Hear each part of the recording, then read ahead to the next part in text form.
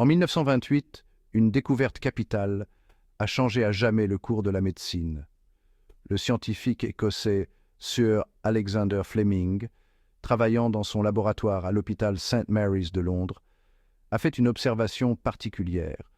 Une boîte de pétri contenant des bactéries Staphylococcus aureus avait été contaminée par une moisissure et à son grand étonnement, la zone entourant la moisissure était exempte de toute croissance bactérienne. Cette observation fortuite a marqué la naissance de la pénicilline, le premier antibiotique au monde. L'arrivée de la pénicilline a marqué le début d'une nouvelle ère de triomphe médical. Les infections bactériennes, autrefois des tueurs redoutables, sont devenues traitables, sauvant d'innombrables vies.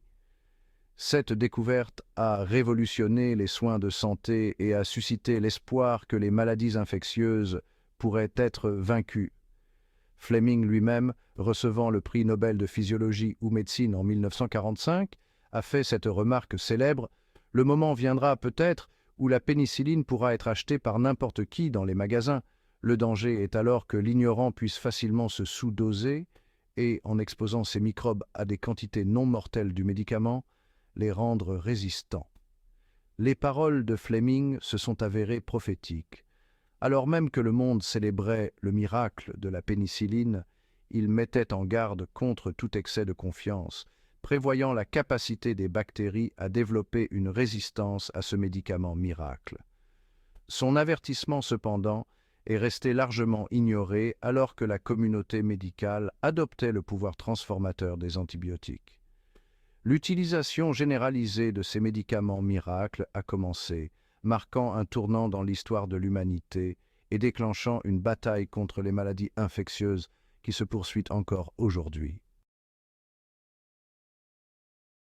La prédiction de Fleming, bien qu'initialement accueillie avec scepticisme, s'est avérée tragiquement exacte. La nature même des bactéries, leur remarquable capacité d'adaptation et d'évolution, en a fait des adversaires redoutables. Au fur et à mesure que les antibiotiques étaient déployés à grande échelle, une pression sélective s'exerçait sur les populations bactériennes. Les bactéries porteuses de mutations conférant une résistance aux médicaments ont survécu et se sont multipliées, transmettant leurs caractères avantageux aux générations suivantes. Plus les antibiotiques étaient utilisés, plus ce processus de sélection naturelle était rapide. Au fil du temps, des souches de bactéries résistantes à de multiples antibiotiques sont apparues, gagnant le nom inquiétant de superbactéries. Cette évolution a constitué une grave menace pour la santé mondiale, car les infections causées par ces bactéries résistantes sont devenues de plus en plus difficiles, voire impossibles, à traiter. L'utilisation aveugle d'antibiotiques en médecine humaine, en agriculture et en élevage n'a fait qu'aggraver la crise. La surutilisation et la mauvaise utilisation de ces médicaments, souvent pour des affections qu'ils ne pouvaient pas traiter, ont donné aux bactéries de multiples occasions de développer une résistance. Les conséquences de cette prolifération incontrôlée de bactéries résistantes se font maintenant sentir dans le monde entier, alors que nous sommes aux prises avec un nombre croissant d'infections qui défient les traitements conventionnels.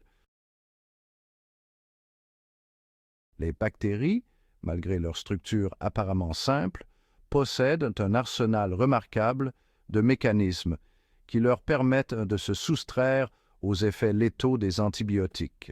Ces mécanismes peuvent être classés en 3 grandes catégories: l'inactivation de l'antibiotique, la modification du site cible de l'antibiotique et la réduction de l'accumulation de l'antibiotique dans la cellule bactérienne. Une tactique courante employée par les bactéries consiste à produire des enzymes qui décomposent ou modifient la molécule antibiotique, la rendant inefficace. Par exemple, certaines bactéries produisent des bêta-lactamases, des enzymes qui détruisent le cycle bêta-lactame, une structure essentielle, que l'on trouve dans la pénicilline et d'autres antibiotiques apparentés. Une autre stratégie consiste à modifier le site cible au sein de la bactérie auquel l'antibiotique se lie normalement. Cette altération empêche l'antibiotique d'interférer efficacement avec les fonctions essentielles de la bactérie, telles que la synthèse de la paroi cellulaire ou la production de protéines. Enfin, les bactéries peuvent développer des mécanismes pour réduire la concentration d'antibiotiques à l'intérieur de la cellule.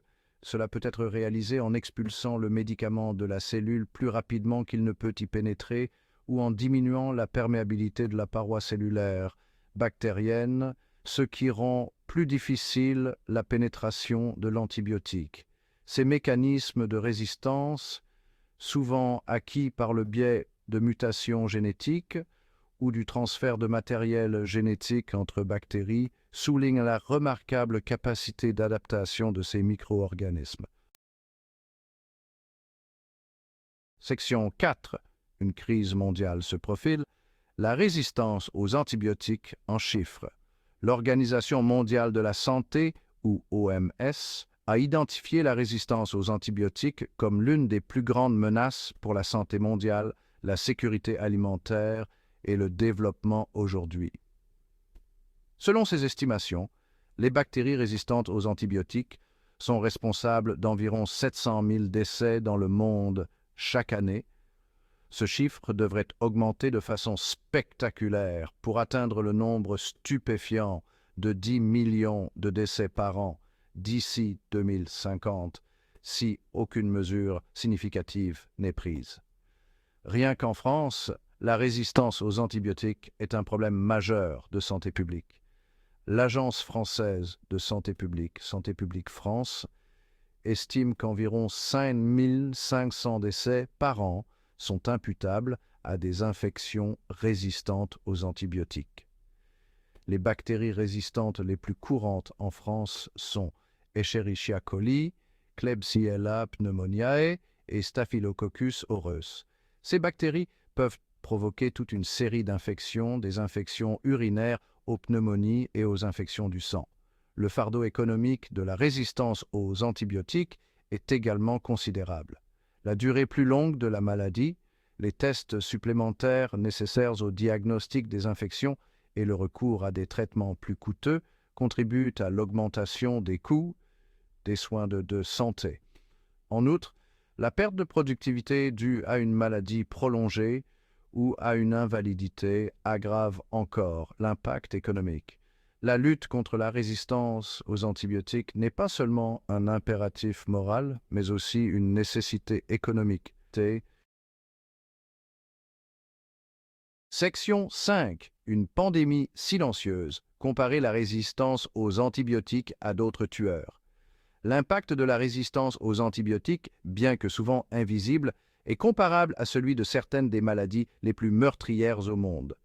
Pour saisir l'ampleur de cette menace, il est utile de la comparer aux autres grandes causes de décès dans le monde. Alors que des maladies comme le VIH, SIDA et le paludisme ont fait des millions de victimes, le nombre de décès dus à la résistance aux antibiotiques prévu pour 2050 éclipse ces chiffres, brossant un tableau sombre d'un avenir où même des infections mineures pourraient devenir mortelles.